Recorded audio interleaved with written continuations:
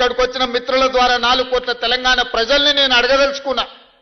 నిన్నగాక మొన్న ఒక ఆయన వరంగల్లో ఒక పెద్ద సభ పెట్టిండు. సంతోషం, మీ పార్టీ ఏర్పడి 25 సంవత్సరాలు అయింది. మీరు వజ్రోత్సవాలు విజయోత్సవాలు ఏం చేసుకుని మాకేం అభ్యంతరం లేదు. ప్రజాస్వామ్యంలో ఇదొక భాగం. 140 సంవత్సరాల చరిత్ర కలిగిన కాంగ్రెస్ పార్టీకి మేము ప్రాతినిధ్యం వహిస్తే 25 సంవత్సరాలు చరిత్ర కలిగిన మీ పార్టీకి మీరు ప్రాతినిధ్యం వహిస్తున్నారు. మాకేం అభ్యంతరం లేదు. మీరు విజయోత్సవం సభలు ఏర్పాటు చేసుకుంటాం అంటే మంత్రి పొన్నం ప్రభాకర్ గారిని పిలిచి ఎన్ని వందల బస్సులు అడిగినా అన్ని వందల బస్సులు వాళ్ళకి ఇవ్వండి, వాళ్ళక్కడ సభ ఏర్పాటు చేసుకొనివ్వండి, వాళ్ళకు అవసరమైన అన్ని వెసులుబాట్లు కల్పించండి అని చెప్పి ఆర్టీసీ అధికారులనే కాదు పోలీసు అధికారులను అక్కడుండే మున్సిపల్ అధికారులను కలెక్టర్లకు అందరికి కూడా నేను సమీక్ష చేసి ఆదేశాలు ఇచ్చిన. ఎందుకంటే ప్రజాస్వామ్యంలో పాలకపక్షమే కాదు ప్రతిపక్షం కూడా బలంగా ఉండాలి. ప్రతిపక్షం ప్రజా సమస్యల్ని ప్రస్తావించాలి. వారు ప్రస్తావించిన ప్రజా సమస్యల్ని మేము పరిష్కరించడానికి వీలవుతుంది. పరిష్కరించాలన్న చిత్తశుద్ధితోని వారు సభ నడుపుకోవడానికి సంపూర్ణంగా ఈ రాష్ట్ర ప్రభుత్వం సహకరించిందన్న మాట నిజం కాదా? మరి నేను మిమ్మల్ని అడుగుతున్నా, మీ అనుభవం గొప్పదే, మీ పార్టీ గొప్పదే, మీ పార్టీలో 100 కోట్ల రూపాయలు ఉన్నమాట నిజం, మీకు టీవీలు పేపర్లు ఫామ్ హౌజులు ఉన్నమాట కూడా నిజమే, మేమేం కాదంటలేం. కానీ ప్రజల సమస్యలు మీరు ప్రస్తావించరా? ఈ ప్రభుత్వం ఏ నిర్ణయం తీసుకుంటే ఆ నిర్ణయంలో ఉన్న లోపం లేదా ఈ ప్రభుత్వం తీసుకున్న నిర్ణయంలో మంచి అనేది మీకు ఎక్కడ కనిపించలేదా? మీ అనుభవంతో మంచిని అభినందిస్తూనే ప్రభుత్వాన్ని భుజం తడుతూనే మా వైఫల్యాలను ప్రశ్నించి ఆ ప్రశ్నించడం ద్వారా ప్రజా సమస్యలను పరిష్కరించడానికి మీరు అక్కడ మాట్లాడి ఉంటే నిజంగానే ప్రజలు మిమ్మల్ని అభినందించి ఉండేవాళ్ళు. నేను ఈరోజు ఆ పెద్ద ఆయనను ఒక మాట అడగదలుచుకున్నా. ఎక్కడైనా ఎవరైనా ప్రభుత్వ ఉద్యోగిగా ప్రభుత్వం నుంచి జీత భత్యాలు తీసుకొని దాదాపుగా 16 నెలల నుంచి ఇంట్లో నుంచి కాలు కదపకుండా జీత భత్యాలతో సహా అన్ని వసతులను మీరు అనుభవిస్తున్నారు కదా, ఇది ఏ చట్టంలో ఉందని నేను అడుగుతున్నా. ఏ చట్టంలో ఉంది? ప్రభుత్వం నుంచి జీత భత్యాలు తీసుకున్న వాళ్ళు మేము విధులను నిర్వర్తించము. బసవేశ్వరుడే చెప్పిండు కదా, కష్టపడాలి, కష్టమే ఫలితాలను ఇస్తుంది, మనిషి అనేవాడు ప్రజల కోసం శ్రమించాలి అని. మరి మీరెందుకు ప్రతిపక్ష నాయకుడిగా హోదా తీసుకున్నారు? ఇప్పటి వరకు 65 లక్షల రూపాయల జీతం తీసుకున్నారు, బంగళా తీసుకున్నారు, కారు తీసుకున్నారు, వసతులు తీసుకున్నారు. పోలీసుల పహారా మీకు కల్పించిన ప్రధాన ప్రతిపక్ష నాయకుడిగా మాజీ ముఖ్యమంత్రిగా అన్ని వసతులను అనుభవించకుండా ప్రతిపక్ష నాయకుడు పాత్ర పోషించకుండా మీరు ఫామ్ హౌజులో ఎందుకు పడుకుంటున్నారని 4 కోట్ల తెలంగాణ ప్రజలు అడుగుతున్నారు. సమాధానం చెప్పాల్సిన బాధ్యత మీకు లేదా?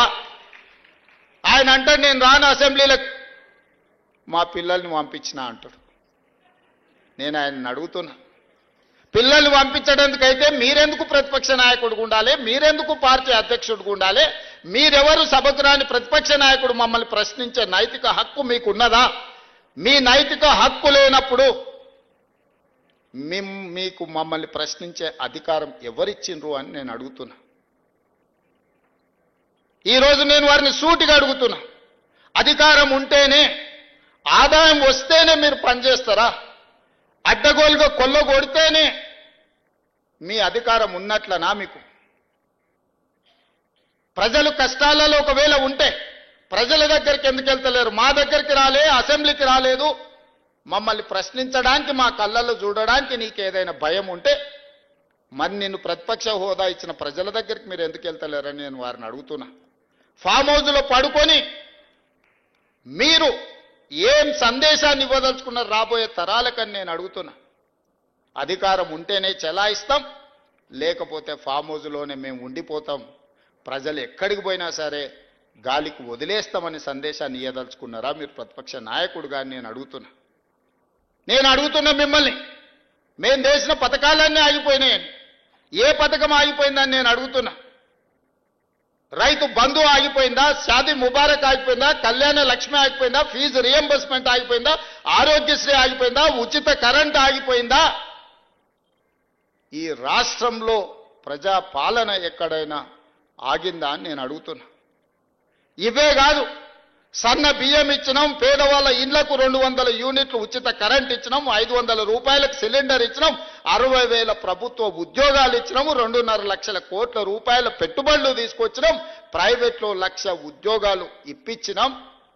ఈరోజు హైదరాబాదు నగరాన్ని విస్తరించడానికి అవసరమైన అభివృద్ధి కార్యక్రమాలను చేపడుతున్నాం. మా ఆడబిడ్డలకు ఆర్టీసీ బస్సులో ఉచితంగా ప్రయాణం రాష్ట్రంలో నలుమూలల అమ్మగారింటికి వెళ్ళినా అమ్మవారిని దర్శించుకోవాలన్నా అనా పైసా ఖర్చు లేకుండా ఇయ్యాల మా ఆడబిడ్డలు ధైర్యంగా ఆర్టీసీ బస్సు ఎక్కగలుగుతుండ్రు అని అంటే 5,000 కోట్ల రూపాయలు రాష్ట్ర ప్రభుత్వం, మంత్రివర్యులు ఇక్కడనే ఉన్నారు, పొన్నం ప్రభాకర్ గారు, బట్టి విక్రమార్క గారు, ఆయన డబ్బులు ఇచ్చిండు, ఈయన డబ్బులు తీసుకున్నాడు. 5,000 కోట్ల రూపాయలు 15 నెలల కార్పొరేషన్ మేము చెల్లించినాం. ఇవన్నీ మీకు ఎక్కడ కనిపిస్తలేవా? కనిపించకపోయే అవకాశం ఉంది. ఎందుకంటే మీరు సభకే రారు కదా, మీరు సమస్యల గురించి తెలుసుకోరు కదా, సంక్షేమం గురించి మీకు అర్థమే కాదు కదా. మీకు తెలియకపోవడానికి అవకాశం లేదు, తెలుసుకోవడానికి అవకాశం లేదనేది నేను సంపూర్ణంగా నమ్ముతున్నా. మీరు ఏ మత్తులో జోగుతున్నారో అది మీకే తెలవాలి, నేను అనదలుచుకోలేదు. మరి ఏ బాధ్యత లేని మీరు మమ్మల్ని కడుపు నిండా విషం పెట్టుకొని విద్వేషపూరితమైన ప్రసంగం చేయడం ద్వారా ప్రజల మధ్యలో చిచ్చు పెట్టాలనే ప్రయత్నం ఈ తెలంగాణ రాష్ట్రానికి మంచిదా అని నేను అడుగుతున్నా.